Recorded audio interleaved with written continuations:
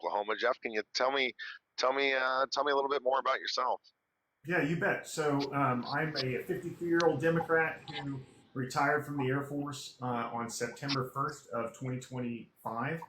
So about 135 days ago. Here in the 4th District of Oklahoma. And we'll talk more about my backstory, but I've been a Democrat ever since I started voting, but I'm not a party guy because I was on active duty for my whole adult life. So for those that don't know that there's no you're not allowed to be overtly partisan political while you're in the Sure. military. So I did my civic duty and voted for all these years, but I don't have any deep connections to the Democratic Party other than sharing their values. Um, as you mentioned, it's Oklahoma is a pretty red state. Every county last election went for the president.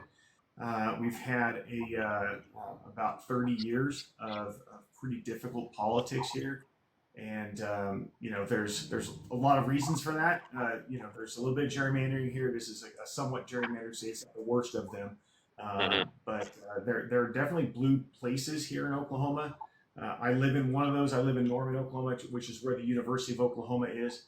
Hmm. Uh, and That's a pretty good blue dot. Oklahoma City's pretty blue. There's some blue in Tulsa, but they've Sure. drawn our district to make sure that each of us loses a little bit. Um, so the 4th District of Oklahoma that I'm competing in is currently represented by a gentleman named Tom Cole, who's been in office since 2003. He's a Republican, obviously, and for years he was he's well regarded. The Republican Sure. side, he's well regarded, but my objection to Tom Cole is not that he's a Republican. It's that Tom Cole took an oath to the Constitution to support and defend it, and he is not meeting this moment right now. And he's watching as our country is torn apart by things that they're not supposed to be happening.